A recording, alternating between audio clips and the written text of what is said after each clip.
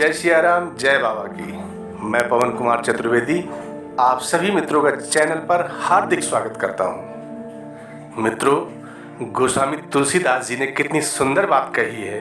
क्या हो ही ऐसोई जो राम रचि राखा, को करि तर्क बढ़ावे साखा। मित्रों, यह प्रसंग उस समय का है जब माता सती जी ने भगवान शिव की बात पर विश्वास नहीं किया कि श्री राम जी ही परब्रह्म और परमेश्वर हैं, और माता सती जी श्री राम जी की परीक्षा लेने चल देती हैं। भगवान शिव जो विश्वास के प्रतीक हैं, सदा सत्य बोलने वाले त्रिकालदर्शी, देवों की देव, महादेव, ज्ञानी, योगी और सती जी के पति हैं, और माता सती जिन्हें सारा संसार सर्वश्रेष्ठ पतिव्रता के रूप में पूजता है, आज वह माता सती ही भगवान शिव जी के वचनों पर विश्वास नहीं कर पाती हैं। और तब भगवान शिव ये बात कहते हैं जिसे तुलसीदास जी ने लिखा है कि हो ही ऐसोई जो राम रचि राखा, को करि तर्क बढ़ावे साखा। अर्थात जो कुछ प्रभु श्री राम जी ने रच रखा है वही होगा। तर्क करके कौन शाखा अर्थात विस्तार बढ़ावे। मन में ऐसा कहकर शिव जी भगवान श्री हरि का नाम जपने लगे और सती जी वहां से परीक्षा लेने के लिए श्री राम जी के सन्मुख चली गईं। मित्रों, वो प्रभु श्री राम कौन हैं जिन्हें स्वयं देवादिदेव महादेव अपने ध्यान में लाते हैं और जिनका जप निरंतर करते रहते हैं। आइए तुलसीदास जी से ही जान लेते हैं। तुलसीदास जी क्या लिखते हैं? राम ब्रह्म परमारथ रूपा, अभिगत अलख अनादि अनूपा। तुलसीदास जी लिखते हैं कि प्रभु श्री राम जी परमार्थ स्वरूप अर्थात परम वस्तु परब्रह्म हैं। वे अभिगत अर्थात जानने में न आने वाले, अलग अर्थात स्थूल दृष्टि से देखने में न आने वाले, अनादि आदि रहित हैं, और अनूपा अर्थात अनुपम उपमा से रहित हैं। और इसी बात को कबीरदास जी क्या कहते हैं? एक राम दशरथ के बेटा, एक राम घट घट में बैठा, एक राम है सकल पसारा, एक राम इन सब से न्यारा। कहने का आशय कबीरदास जी कहते हैं कि जो ये तीन राम हैं, इन सब के अलावा जो चौथे राम हैं वही परमब्रह्म परमात्मा परमेश्वर परब्रह्म और ईश्वर श्री राम हैं।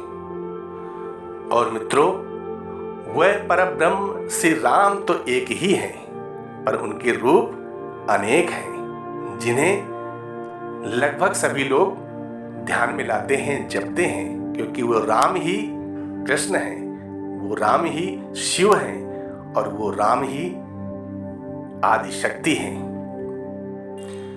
अतः मित्रों, प्रभु श्री राम जी का जो विधान है वह निश्चित है, अटल है। जो होना है वो होकर ही रहेगा। मित्रों, विधि के विधान को दर्शाती हुई एक राजा जन्मेजय की कथा आती है। राजा जन्मेजय अभिमन्यु के पौत्र व राजा परीक्षित के पुत्र थे। एक दिन इन्होंने वेद व्यास जी से कुतर्क किया और जन्मेजय जी ने वेद व्यास जी से कहा, जहां आप थे, भगवान श्री कृष्ण थे, भीष्म, द्रोणाचार्य, धर्मराज, युधिष्ठिर जैसे महान लोग उपस्थित थे, फिर भी आप महाभारत के युद्ध को होने से नहीं रोक पाए और देखते देखते अपार जन धन की हानि हो गई। यदि मैं उस समय रहा होता तो अपने पुरुषार्थ से इस विनाश को होने से बचा लेता। अहंकार से भरे जन्मेजय के शब्द थे। फिर भी व्यास जी शांत रहे। उन्होंने कहा, पुत्र, अपने पूर्वजों की क्षमता पर शंका न करो। ये विधि द्वारा निश्चित था, जो बदला नहीं जा सकता था। यदि ऐसा हो सकता तो स्वयं श्री कृष्ण में इतना सामर्थ्य था कि वे युद्ध को रोक देते। राजा जन्मेजय अपनी बात पर अड़े रहे और बोले, मैं इस सिद्धांत को नहीं मानता। आप मेरे जीवन की होने वाली किसी होनी को बताइए, मैं उसे रोककर प्रमाणित करके दिखाऊंगा कि विधि का विधान निश्चित नहीं होता है। व्यास जी ने कहा, पुत्र, यदि तू यही चाहता है तो सुन। 3 साल बाद तू काले घोड़े पर शिकार करने जाएगा। दक्षिण दिशा में एक समंदर तट पर पहुंचेगा। वहां एक सुंदर स्त्री मिलेगी, तो तू उसे महलों में ले आएगा, उससे विवाह करेगा, उसके कहने पर यज्ञ करेगा और उस यज्ञ में युवा ब्राह्मण आएंगे। वहां एक ऐसी घटना घटित होगी कि रानी के कहने पर तू ब्राह्मणों को प्राण दंड देगा। इससे तुझे ब्रह्म हत्या का पाप लगेगा, जिससे तुझे कुष्ठ रोग होगा एवं तेरी मृत्यु का कारण ही यही बनेगा। इस घटनाक्रम को रोक सके तो रोक के दिखा। वेद व्यास जी की बात सुनकर राजा जन्मेजय शिकार पर जाने का विचार ही छोड़ देते हैं। परंतु जब होने का समय आया तो इन्हें शिकार पर जाने की बहुत ही इच्छा हुई। इसलिए सोचा, चलिए शिकार पर तो जाता हूं, लेकिन काला घोड़ा नहीं लूंगा। पर सौभाग्य की बात देखिए, विधि का विधान देखिए, उस दिन उन्हें अस्तबल में काला घोड़ा ही मिला। और मन में सोचा, चलिए कोई बात नहीं है, काला घोड़ा मिला तो क्या हुआ, अब मैं दक्षिण दिशा में नहीं जाऊंगा। परंतु घोड़ा अनियंत्रित होकर दक्षिण दिशा की ओर ही चला गया और समुद्र तट पर पहुंचा। वहां एक सुंदर स्त्री को देखा, उस पर मोहित हो गए राजा जन्मेजय। सोचा, इससे शादी नहीं करूंगा। परंतु राजा जन्मेजय उस स्त्री को महल में ले आए और महल में लाकर उसके प्रेम में पड़कर उससे विवाह भी कर लिया। राजा जन्मेजय के पुत्र नहीं थे, इसलिए उन्होंने रानी के कहने पर पुत्र प्राप्ति हेतु यज्ञ किया। उस यज्ञ में युवा ब्राह्मण आए। रानी ब्राह्मणों को भोजन करा रही थी। तभी हवा चली और रानी के वस्त्र उड़ने लगे। ये देखकर वहां बैठे युवा ब्राह्मण हंसने लगे। रानी क्रोधित हो गई। रानी ने राजा जन्मेजय से कहा, इन्होंने हमारी हंसी उड़ाई है और इन्हें प्राण दंड की सजा दी जाए। फलस्वरूप राजा ने उन्हें प्राण दंड की सजा दी और इससे उनका कोढ़ प्रारंभ हो गया। अब वो घबराने लगे और शीघ्र व्यास जी के पास पहुंचे और व्यास जी से जीवन बचाने की प्रार्थना करने लगे। वेद व्यास जी ने कहा, एक अंतिम अवसर तेरे प्राण बचाने का है और वो ये है, मैं तुम्हें महाभारत की कथा सुनाऊंगा, जिसे तुझे श्रद्धा एवं विश्वास के साथ सुनना है। इससे तेरा कोढ़ मिटता जाएगा। परंतु यदि किसी भी प्रसंग पर तूने अविश्वास किया तो मैं महाभारत का वाचन रोक दूंगा, फिर मैं भी तेरा जीवन नहीं बचा पाऊंगा।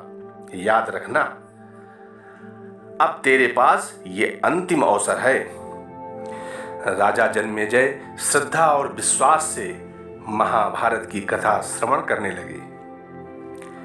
कथा के बीच एक ऐसा प्रसंग आया जिसमें वेद व्यास जी कहते हैं कि भीम के बल का वह प्रसंग आया जिसमें उन्होंने हाथी की सूंड पकड़कर उसे अंतरिक्ष में उछाला और वो हाथी आज भी अंतरिक्ष में घूम रहे हैं। राजा जन्मेजय अपने को रोक नहीं पाए। वे तुरंत बोले, असंभव, ऐसा कैसे हो सकता है। व्यास जी ने महाभारत का वाचन रोक दिया। व्यास जी ने कहा, पुत्र, मैंने तुझे कितना समझाया परंतु तू नहीं माना और तू अपना स्वभाव नियंत्रित नहीं कर पाया, क्योंकि यह होनी द्वारा निश्चित था। व्यास जी ने मंत्र शक्ति से आवाहन किया और हाथी पृथ्वी की आकर्षण शक्ति में आकर नीचे गिरे। और व्यास जी ने कहा, यह मेरी बात का प्रमाण है। जितनी मात्रा में जन्मेजय श्रद्धा और विश्वास के साथ कथा का श्रवण किया था, उतनी मात्रा में राजा जन्मेजय कुष्ठ रोग से मुक्त हो गए, परंतु एक बिंदु रह गया और यही उनकी मृत्यु का कारण बना। हमारे जीवन का नाटक परमात्मा के द्वारा लिखा गया है। होता वही है जो वह परमात्मा चाहता है। इसलिए कहा भी गया है, कर्म हमारे हाथ, फल विधि के हाथों में है। गीता के 11वें अध्याय के 33वें श्लोक में श्री कृष्ण अर्जुन से कहते हैं, उठ खड़ा हो और अपने कार्य द्वारा यश प्राप्त कर। ये सब तो मेरे द्वारा पहले ही मारे जा चुके हैं, तू तो निमित्त मात्र है।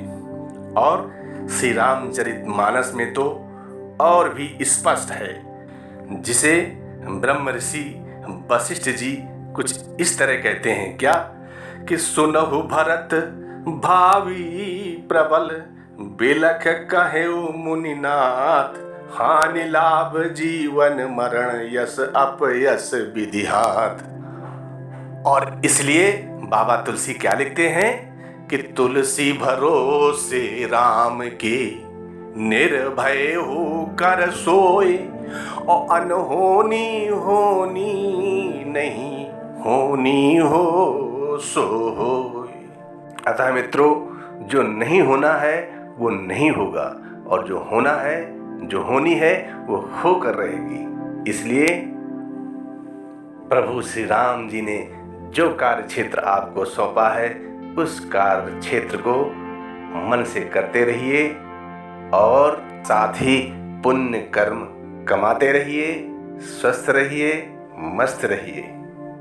मित्रों, आज का विशेषांक कैसा लगा कमेंट करके अवश्य बताइएगा। नमस्ते मित्रों, जय सिया राम, जय बाबा की।